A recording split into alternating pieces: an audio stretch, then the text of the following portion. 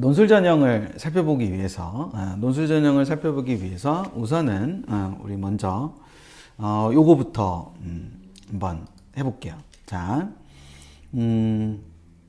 요거를 한번 보시면 요거 한번 빨리 한번 봐보실래요? 예, 단국대학교 이제 2022학년도 결과거든요.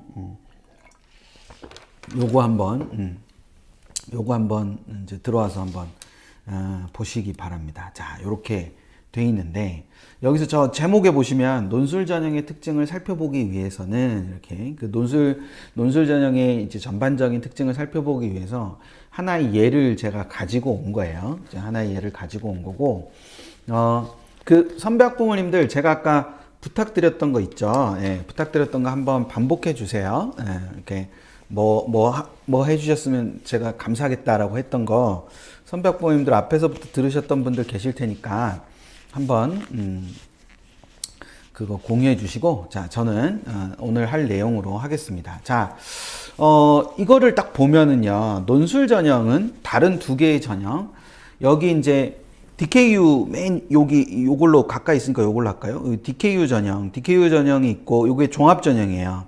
요게 종합 전형. 그 다음에 요거는 밑에 있는 건 교과 전형. 예, 그리고 요 밑에 있는 전형, 요거 있죠? 요거는 지역균형 선발 전형. 요거는 이제 교과 전형입니다. 요렇게 세 종류의 동일한 학과의 세 종류의 전형이 이렇게 있어요. 세 종류의 전형이 있는데, 자, 세 종류의 전형을 가지고 우리가 논술은 어떤 특징이 있는가라는 거를 이제 한번 생각을 해 보는 거죠. 코니킴 님이 하나 말씀하셨죠. 예, 코니킴 님께서 인문 논술의 추합률이 0%다 뭐 저렇게 얘기했는데 말씀하셨는데, 또 다른 분들 어떤 특징들이 보이시는 게 있나요? 다른 거에 비해서. 우선 이렇게 보시면 어때요? 우선 경쟁률을 먼저 한번 보실래요? 경쟁률 한번 보시면 정치외교학과, 행정학과, 전전, 그 다음에 기공 뭐 이렇게 전부 다 보면은 경쟁률에 있어서 논술 전형이 경쟁률이 가장 높죠. 그게 이제 첫 번째 우리가 생각해 볼 수 있는 부분입니다. 두 번째는 추합률을 보면 각 학과마다의 추합률, 뭐 인문이 무조건 낮다 뭐 이렇게 보기보다는 이렇게 쭉 보면은 이게 전체적으로 보면은 이렇게 논술 전형이 가장 자연계열의 전전하고 기계공학과도 마찬가지로 전전하고 기공도 다른 전형에 비해서는 낮게 되어 있죠. 예. 그리고 학생부 등급의 평균값을 보면은 논술이 좀 낮은 거를 볼 수 있습니다. 그렇죠? 예. 근데 이제 또 하나 우리가 이제 잘 보셔야 되는 부분이 하나 있는데요. 모집인원 한번 보실래요? 모집인원. 예, 모집인원 한번 보시면, 모집인원 우리가 이제 대충 얘기를 할 때, 대체로 얘기를 할 때, 논술은 모집인원이 굉장히 적다. 뭐 이렇게 얘기를 많이 하잖아요. 그쵸? 예, 그러니까 그런 얘기 많이 하잖아요. 그쵸? 그래서 논술이 이 모집인원이 적다라고 얘기를 많이 하는데, 여기 지금 정치외교학과 같은 경우 보니까 DKU 인재가 7명이고요. 논술 우수자는 6명이고 지역균형 선발은 4명입니다. 그러니까 논술 우수자가 가장 낮다고 말하기는 어렵죠. 그렇죠? 예. 그러니까 그게 있어요. 행정학과도 보면은 지역균형 선발 전형은 5명인데 논술 우수자는 8명이니까 이게 논술이 가장 적다. 뭐 이렇게 얘기하기 좀 어렵습니다. 그리고 전전으로 갔더니 전전은 3개 전형 중에서 제일 많이 뽑아요. 논술 우수자를. 그리고 기공과 같은 경우도 보면 논술 우수자를 제일 많이 뽑습니다. 물론 이게 기본적으로 뭐라고 해야 되나 자연계열의 특징이라고 볼 수도 있고 단국대학교만의 특징이라고 볼 수도 있지만, 그렇게 볼 수도 있겠지만, 어쨌거나 논술 전형이 무조건 선발 인원이 적다라고만 할 수는 없지 않는가라는 것을 한번 생각해 보실 필요가 있지 않을까 해서 저걸 보여드렸어요. 그래서 이걸 갖고 정리를 한번 해봐 드리면, 논술 전형은 그래서 첫 번째 경쟁률이 높아요. 경쟁률이 높은데 이 경쟁률이 높은 거는 그러면 왜 경쟁률이 높은가? 그럼 우리 경쟁률이 높은 거는 모집 인원이 적은데 많은 애들이 가면 경쟁률이 높잖아요. 그러니까 그런 부분도 있을 수 있는데, 아까 모집 인원이라는 그 요소를 갖고 생각했을 때 그 모집 인원이라는 것이 논술 전형이 무조건 낮다 이렇게 말할 수는 없다 그랬잖아요. 그렇죠? 예, 그렇기 때문에 경쟁률이 높다는 것은 왜 경쟁률이 높은가 우리가 생각을 해보면 교과라는 거, 그러니까 교과 점수라는 것 자체를 내신 등급이라고 우리가 표현할 수 있죠.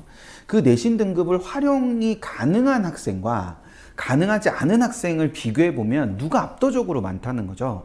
가능하지 않은 학생들이 훨씬 많은 거잖아요. 그쵸? 네, 그러니까 이게 기본적으로 교과를 활용할 수 있는 친구보다 활용할 수 없는 친구들이 압도적으로 많기 때문에 그 많은 친구들이 궁극적으로는, 그러니까 근원적으로 나중에 결과적으로 다 들어가면 뭐로 들어갈 수밖에 없는 거예요. 바로 이 논술 전형으로 들어갈 수밖에 없는 거니까 지원자가 그만큼 많아질 수밖에 없는 거죠. 그래서 당연히 교과를 활용 가능한 학생보다 가능하지 않은 학생이 더 많기 때문에 경쟁이 높을 수밖에 없고, 아까 보셨던 것처럼 합격선에 있는 내신 등급 같은 경우도 낮게 형성될 수밖에 없다. 그 다음 때 같은 경우는 학생부가 반영이 된단 말이에요. 교과 반영이 된단 말이에요, 논술에. 그러다 보니까 저런 형태의 그런 변화들이 나타나는 거다라는 거 우리가 생각을 해볼 수 있는 거죠. 그래서 교과 활용이 가능한 학생보다는 교과 활용이 가능하지 않은 친구들이 더 많기 때문에 그 친구들이 수시에서 그냥 넉넉고 있을 수는 없으니까 수시에서 일정한 전형을 지원하게 되고, 그랬을 때 굉장히 많은 친구들이 논술 전형을 지원하게 되니까 그러면 궁극적으로 전형 경쟁률이 높을 수밖에 없지 않느냐라는 겁니다. 근데 우리가 여기서 생각해 볼 게 경쟁률이 높으니까요. 떨어지는 애들 더 많지 않을까요? 어떠세요? 이 부분에 대해서는. 그러니까 경쟁률이 높고, 경쟁률이 높다는 건 지원자가 많다는 거지 않습니까? 우리 앞으로 잠깐 가볼까요? 앞으로 잠깐 가보면, 여기 지금 분명히, 여기 39명, 여기에 8명이고, 여기 8명이지 않습니까? 근데 여기는 15.88대 1이고, 여기는 30.38대 1이잖아요. 그럼 당연히 지원자가 얘네는 240명이 넘는다는 얘기고, 얘네는 이제 100명이 조금 넘게, 그렇죠, 110명 정도 되는 거지 않습니까? 그럼 110명과 240명 중에서 8명만 붙는 거니까 당연히 떨어지는 애가 여기 많죠. 무슨 말인지 이해되시죠? 그러니까 이게 떨어지는 애들도 더 많을 수밖에 없어요. 그러니까 논술을 실패한 애들이 주변에 많은 거는 경쟁률이 높으니까 떨어지는 애들이 더 많은 수밖에 없는 겁니다. 그게 논리적으로 생각을 했을 때 그런 상황이 발생할 수밖에 없는 문제가 있다는 거예요. 그래서 그 부분을 하나 생각을 해 두실 필요가 있습니다. 추함률이 낮은 거는 아까 말씀드렸던 것처럼 대학별 특성이라든지 중복 지원 패턴이라든지 이런 부분들 때문에, 그러니까 대학별로 논술이라는 것이 약간씩 차이가 있는 부분도 있고요. 그리고 지원 패턴 자체가 교과 전형 같은 경우는 교과 전형을 쓰는 애들은 쭉 교과 전형을 씁니다. 근데 논술 전형을 쓰는 친구들은 물론 6논술을 쓰는 친구들도 되게 많이 있지만 날짜나 이런 것 때문에 6논술을 못 쓰고 종합 전형을 걸쳐서 쓰는 친구들도 꽤 있거든요. 그러다 보니까 이게 그렇게 중복 합격률이 굉장히 높게 형성되지 않습니다. 중복 합격이 일어나야만 뭐가 발생을 하는 거죠? 추합이 발생을 하는 거거든요. 근데 추합이 발생을 하기에는 중복 지원 패턴 자체가 교과 전형과 차이가 있다라는 거예요. 그래서 잘 눈여겨서 안 보셨을 수도 있는데, 여기 앞에서 보시면 추합률 자체가 여기 지금 기공의 지역균형 선발 전형이 290%고 학종은 250%거든요. 근데 전전도 이 지역균형 선발 전형은 262%고 DKU 인재는 195%입니다.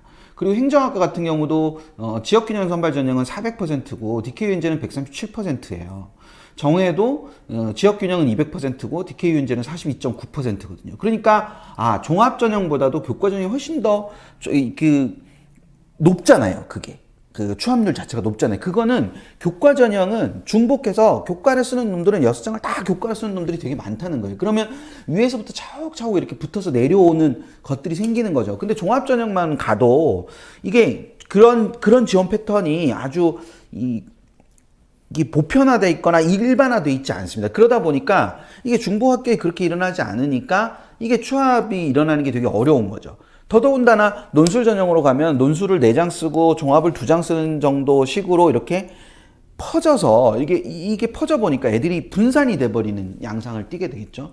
그러니까 그런 측면 때문에 취업률이 낮을 수밖에 없다. 그래서 대학별 특성 좀 이따가 볼 건데, 그러니까 그런 대학별 특성이라든지 중복 지원의 패턴 때문에 취업률이 낮을 수밖에 없다. 이 부분을 생각을 해볼 수 있는 겁니다. 그러니까 논술 전형은 경쟁률이 낮아요. 그리고 합격자에게 교과가 적용이 된다면 교과의 성적도 조금 낮아요. 그리고 취업률이 낮아요. 근데 그건 다 이유가 있다. 그런 이유 때문에 낮은 것이다. 라는 걸 생각을 해봐야 되는 거예요. 그리고 그래서 논술은 로또다. 이렇게 생각하는 경우가 생길 수 있잖아요. 논술은 이 경쟁을 많이 시키고 경쟁률도 높고 그러니까 뭐 이렇게 되는 게 거의 뭐 로또 수준이다. 그게 아까도 말씀드렸지 않습니까? 그게 논술이라는 게 너무 많은 아이들이 쓰다 보니까 많은 아이들이 떨어질 수밖에 없는 게 필연적인 거기 때문에 마치 합격을 하는 게 되게 적은 숫자처럼 적은 숫자로 보이죠, 실제로. 그 적은 숫자로 보이는 것이지, 그거를 무조건 로또라고 설명할 수는 없다. 그럼 뭐 논술이 로또면은, 그럼 붙는 애들은 평생의 운을 거기다 다 쓰는 거예요? 그렇지 않지 않습니까? 그게 아니라, 그래서 그 논술도 어떤 준비를 통해서 어느 정도 단계까지 올라갈 수 있고, 또는 그 준비보다 이전에 아이들이 뭔가를 이때까지 해왔던 것들이 결과적으로 뭔가 영향을 미쳐서 결과가 좋고 나쁘고가 나올 수 있는 거기 때문에 논술이 무조건 로또다라고 말하기는 어려워요. 그러면 이제 또 뭐라고 질문할 수 있냐? 그럼 언제부터 해야 되냐? 언제부터 논술 준비를 해야 되냐? 논술 준비를 하는 것은 이 다음에 나오는 명제와 관련이 있습니다. 그러니까 논술이, 그러니까 오해를 하시면 안 돼. 쟤 또 두루뭉술하게 넘어가는구나 이렇게 생각하시면 안 되고, 자, 다시 잘 들어보세요. 논술이 로또는 아니에요. 로또는 아니고 어떤 노력을 통해서 어떤 결과물을 만들어내는 건 맞다. 그러면 논술을 준비를 언제부터 해야 될 것이냐라고 했을 때, 논술만 준비하는 것은 굉장히 위험하다. 이 명제가 되게 중요한 명제입니다. 그러니까 모든 다른 것들은 다 제쳐두고 논술에만 올인한다. 이거는 굉장히 위험한 거다. 그러니까 논술 준비를 언제부터 해야 되느냐라는 질문이, 논술만 할 건데 그걸 언제부터 해야 되느냐라는 질문이면 굉장히 곤란한 질문이다. 그리고 그것은 실현 가능성이 굉장히 낮은 거라고 볼 수 있어요. 정말로 모든 걸 운에다가 다 거는 그런 형태라고 볼 수 있다는 거죠. 그렇지만 그게 아니라 논술을 어떤 전략적인 도구로서 다른 걸 하는 과정에서 논술도 준비를 하는 것이다.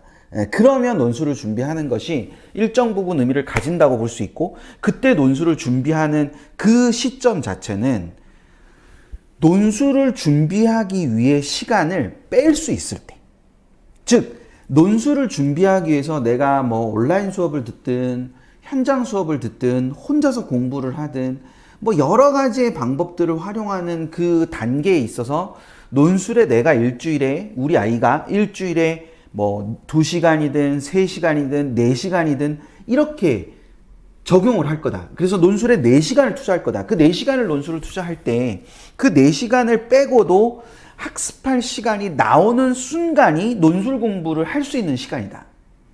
그렇지 않고 내가 어떤 시간까지를 죽여가면서까지 논술을 준비한다라는 것이 과연 옳은 것인가 라는 부분에 있어서 저는 반대한다. 물론 제가 무조건 옳지 않죠.